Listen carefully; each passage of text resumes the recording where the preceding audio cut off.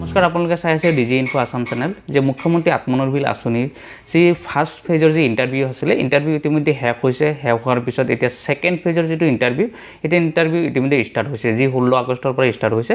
সেইটো আপোনাৰ 5 ছেপ্টেম্বৰলৈকে এই ইণ্টাৰভিউ আপোনালোকৰ হ'ব। এতিয়া এই 5 ছেপ্টেম্বৰৰ ভিতৰত আপোনালোকে সকলোৱে ইণ্টাৰভিউ কমপ্লিট কৰিব লাগিব। তাৰপিছত আপোনাৰ যিটো 30 ছেপ্টেম্বৰ আছে, ইয়াৰ মাজতে এই 30 ছেপ্টেম্বৰৰ পৰা আপোনালোকক টকা প্ৰদান কৰিব। যি প্ৰথম পৰ্যায়ত যি 1 লাখ যুৱক যুৱতী দিব, তাৰ ভিতৰতে ফাৰ্ষ্ট ফেজত আপোনালোকৰ 30,000 যুৱক যুৱতীক এই টকাটো প্ৰদান কৰিব। এতিয়া কথা হৈছে কি, আপোনালোকে এই টকাটো লাভ কৰিবনে নাই, আপোনালোকে কেনেকৈ এতিয়া যি ইণ্টাৰভিউ ষ্টাৰ্ট হ'ব, এইটো ইণ্টাৰভিউটো কেনেকৈ আপোনালোকে ইণ্টাৰভিউ দিব পাৰিব, বা আপোনালোকৰ যি 1 লাখ যুৱক যুৱতী প্ৰথম পৰ্যায়ত দিব বুলি কৈছে, তাৰ ভিতৰত আপোনালোকৰ নাম থাকিবনে নাই, বা আপোনালোকে টকা পাবনে নাই। এতিয়া যি কনফিউজ আছে যে আপোনালোকে টকা পাবনে নাই, বা আপোনালোকে ইণ্টাৰভিউ কেনেকৈ দিব পাৰিব, বা আপোনালোকে যদি এডমিট কাৰ্ড লাভ কৰা নাই আপোনালোকে ইণ্টাৰভিউ হ'বনে নাই, সকলো ডিটেইলছ আজি আপোনালোকক এই ভিডিঅ'ত দিম।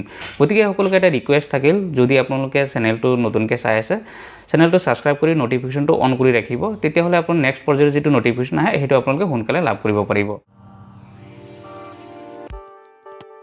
এতিয়া চাওক, প্ৰথম কথা হৈছে কি, যদি আপোনালোকৰ ফাৰ্ষ্ট ফেজৰ ইণ্টাৰভিউ হৈ গৈছিলে, তাৰপিছত বহুতৰ ক্ৰছ ইণ্টাৰভিউ হৈছে, এতিয়া ছেকেণ্ড ফেজৰ যিটো ইণ্টাৰভিউ হৈছে, এই ছেকেণ্ড ফেজৰ ইণ্টাৰভিউটো আপোনাৰ ডিষ্ট্ৰিক্ট ৱাইজত এতিয়া ছেকেণ্ড ফেজৰ ইণ্টাৰভিউ হৈ আছে। এতিয়া ছেকেণ্ড ফেজৰ ইণ্টাৰভিউত যিসকল মানুহে এতিয়ালৈকে এডমিট কাৰ্ড লাভ কৰা নাই, তেওঁলোকে ইণ্টাৰভিউ দিব পাৰিবনে নাই, এইটো এটা সকলোৰে এটা কুৱেশ্যন হৈ আছিলে।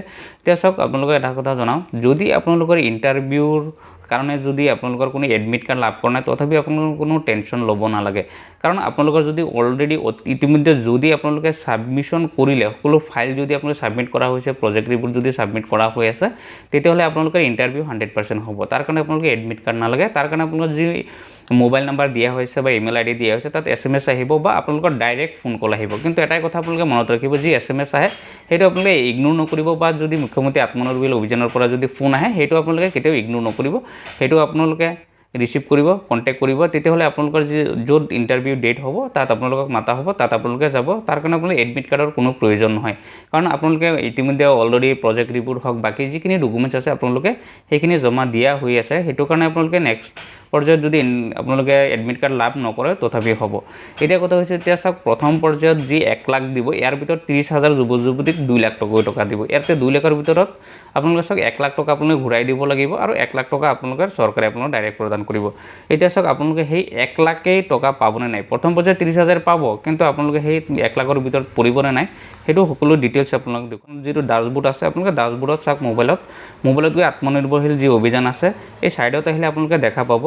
এতিয়া চাওক, টোটেল এপ্লিকেশ্যন হৈছিলে মাত্ৰ 2,29,145টা, যিটো টোটেল ৰেজিষ্ট্ৰেশ্যন হৈছিলে মাত্ৰ।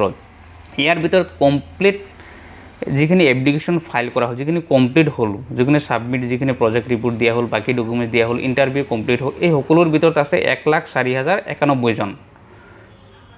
এতিয়া 1,04,091 জনৰ ভিতৰৰ পৰাহে আপোনালোকে এই টকা পাব, কাৰণ 1 লাখ মানুহক ইতিমধ্যে দিব বুলি কৈছে। এতিয়া কিমান আছে, মাত্ৰ 4,091 জন বেছি আছে। 4,091 জনৰ ভিতৰত এতিয়া যদি আপোনালোকে ভালকৈ চাই, বহুত মানুহৰ চাওক প্ৰজেক্ট ৰিপৰ্ট ভুল হ'ব পাৰে, তাৰ কাৰণে তেওঁলোক ৰিজেক্ট হ'ব।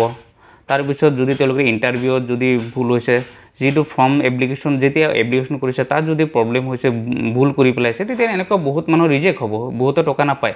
সেইটো হিচাপে আপোনালোকৰ এটা 100% আপোনালোকে ভাবি থাকক, যদি আপোনালোকৰ কমপ্লিট যদি প্ৰজেক্ট ৰিপৰ্ট আপোনালোকে ভালকৈ জমা দিছে, ডকুমেণ্টছ ভালকৈ দিছে, তাৰপিছত যদি আপোনালোকে ইণ্টাৰভিউ ভালকৈ দিছে, তেতিয়াহ'লে 100% আপোনালোকে এই যি প্ৰথম পৰ্যায়ৰ যিটো 1 লাখক দিব, এই 1 লাখক সকলোৱে টকা লাভ কৰিবই। কাৰণ 30 ছেপ্টেম্বৰৰ চাওক 30,000ক দিব ফাৰ্ষ্ট পৰ্যায়ত। ছেকেণ্ড পৰ্যায়ত আপোনালোকে 2 এমাহৰ ভিতৰত বাকী যি 70,000 বাকী থাকে, সেই 70,000 মানুহে লাভ কৰিবই। কাৰণ 2,29,000ৰ ভিতৰত কমপ্লিট ফাইল হৈছে 1,04,091 জন। কাৰণ 4,091 জন বেছি, 4,091 জন চাওক, যদি আপোনালোকে সকলোৱে গমেই পায় যে আপোনালোকে কেনেকৈ প্ৰজেক্ট ৰিপৰ্ট দিলে, কেনেকৈ ইণ্টাৰভিউ দিলে, তাৰ ভিতৰত যদি আপোনালোকৰ কিবা প্ৰজেক্ট ৰিপৰ্ট খেলি মেলি আছে, ইণ্টাৰভিউত খেলি মেলি হৈছে, তেতিয়াহ'লে অলৰেডি সেইখিনি ৰিজেক্ট হ'ব। সেইটো কাৰণে মই কওঁ 1 লাখ যি প্ৰথম পৰ্যায়ত দিব, এইটো সকলোৱে লাভ কৰিব। ইয়াৰ ভিতৰত বেছি নহয়, এতিয়ালৈকে ফাইল ছাবমিট যিখিনি কৰা বাকী আছে, তাৰ ভিতৰত 918 জনহে বাকী আছে।